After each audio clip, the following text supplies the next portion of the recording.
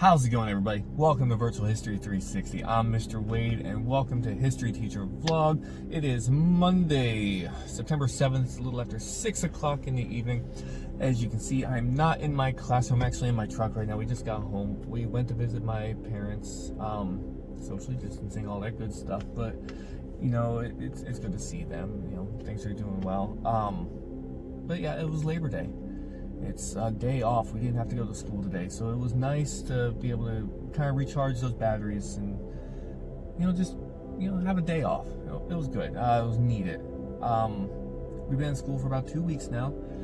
The honeymoon period's kind of wearing off. I don't want to sound downtrodden, so this is probably the only thing that I want to say, and the focus of this video is going to be the COVID slide. And, you know, you can see evidence of that in the kids and how they're acting and, you know, what you're seeing. You know, like I said, the honeymoon period's over, so, you know, things are really settling in right now. And, you know, what they said about the COVID slide and, you know, the kids not being, you know, used to being in class, because it's been, what, 6 months, really, since we've had, you know, traditional schooling, for my face-to-face kids especially. You know, that's a real thing. So I'm not going to take long. It's like I said, it's a day off. But I did want to drop in and just say that, you know, the COVID slide's a real thing, but how do we fix it? And that's kind of where I want to go with this. Kind of touching back on the last entry, the two activities that I mentioned. We had the globe activity where they had to take an orange and open it up. I told my online kids to have an orange, and not everyone had one, so they could just kind of watch me do it on the camera. My live class, you know, a lot of kids didn't do the assignment from the day before, and, you know, I don't think it was fair to them to hand them an orange, so they had to watch the assignment. I gave kids the orange if they did the work. That may be mean of me. I don't know. Let me know what you think. Leave a comment. But, you know, the kids in my live class had an extra half hour each day because of our intervention period. We haven't started splitting them up yet, so they just stayed with me. And they had extra time for 2 days, and they still didn't have the work done. So I said, if you don't have it done by tomorrow, you know, it was due on one day, and I said, if it's not done by tomorrow, I'm not going to have you do the fun activity with us. Come the next day, kids that didn't have it done, they didn't get to tear the oranges. And, you know, I don't feel too bad about it. I mean, I feel bad that not everyone got to do it, but at the end of the day, they were told that if they didn't finish their work, even giving them that extra time, the extra day and extra half hour, they didn't get to do it. So I see that as part of this COVID slide. Kids that aren't used to the deadlines or, you know, holding themselves accountable. And, you know, to my fault, I hold the kids up here. And, you know, some people may say I hold them too accountable. I would disagree. I think they need to be held accountable, and they're going to have to learn and figure it out. So that's where that one group was. The other activity was the Nat Turner historical marker. That was an interesting experience. We went through all the primary sources, secondary sources. We looked at different pictures, different depictions. And, you know, the goal was for the kids to write a summary of Nat Turner's rebellion, but adding their own bias and making him sound like a hero or a villain. And a lot of kids struggled with that aspect. They were able to tell me what happened in the events. Okay, that I didn't expect that. That's low-level work. You know, just write a summary. They were able to hit that, but to take it to that next level and make it sound like he was a hero or a villain, a lot of students really did struggle with that. And I think we can get there. I think that's teachable. I'm not worried about that. I don't even want to say I'm not terribly. I'm not worried about that. We'll get there. My expectations were up here. But I do feel that we can get there, okay?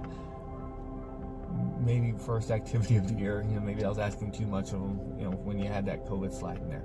You know, I've done this activity in the past and it's gone differently, so that's why I'm lumping it in with the COVID slide kind of umbrella that we're talking about today. But, you know, all in all, I think we'll get there. I really do. You know, just like normal, it's trainable actions. You know, the kids need to learn that they were going to be held accountable. The kids are going to learn that my expectations of their work is up here. Some of them aren't there yet, but they will be. Okay, so my question for you, and I want you to comment, because we're in this together. Again, this is a community. We're working on this together. I want you to tell me what you are doing to combat this COVID slide. You know, because maybe you thought something that I haven't thought of yet, and, you know, something that's working for you, I might be able to try. So please leave a comment below. Obviously, if you're a teacher and you're dealing with the same things I'm dealing with, so what's working for you? What strategies have you tried specifically to bridge that gap between March to now September? So let me know what you think. Let me know what you got going on, okay? Moving forward, like I said, the kids will figure it out. The kids are kids, I'm not looking at the year going, oh man, it's going to be a failure because these first 2 weeks were... No, it's not that at all. I think it's going to be good. I think we're going to get there. Like I said at the beginning, the honeymoon period's over. So, the kids are going to be kids, and they're showing that now, okay? So, does that mean it's going to be rough the rest of the year? No, but it's going to take a little work, so we're going to get there. We're getting into it. In my U.S. history class, we are actually starting our first real unit after Nat Turner, exploration. We're starting that tomorrow.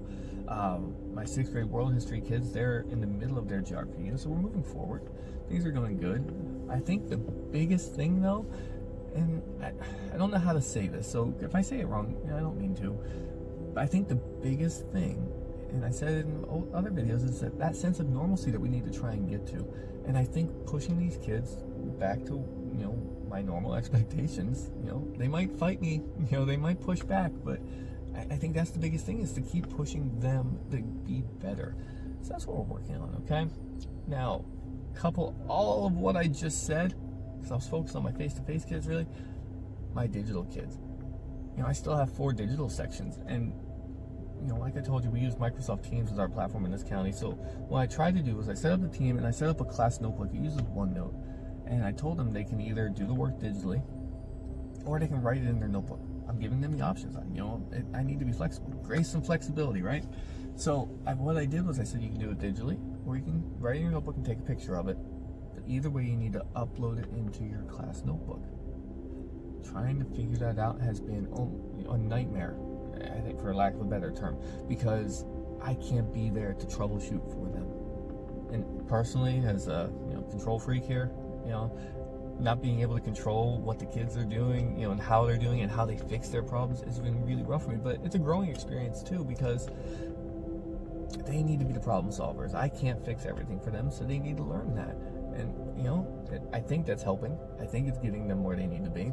But if I can do something on my screen and that trick doesn't work for them, I need them to be that problem solver. I need them to be the ones that figure out the solution, to try different things.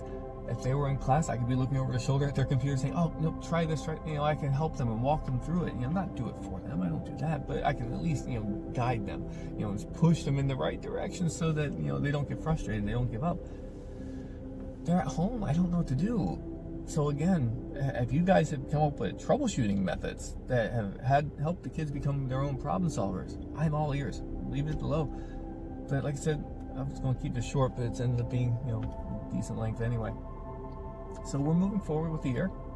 I hope your year is going well. Like I said, our honeymoon period's over, but otherwise it's going good. We got schedule changes coming up. Kids there wanting to switch from digital to face or face to digital. We'll see what that happens. We'll meet a whole new group of kids, I'm guessing, but we'll see how that goes. Now, be on the lookout. I do have a really fun update coming, either this weekend or next Monday, when the 14th, because I got something really cool going on this weekend. But I'll share that once I have all the video to put together. So I'm gonna let you guys go.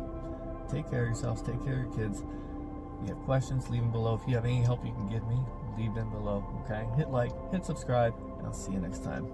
For Virtual History 360, I'm Mr. Wade. Thank you guys.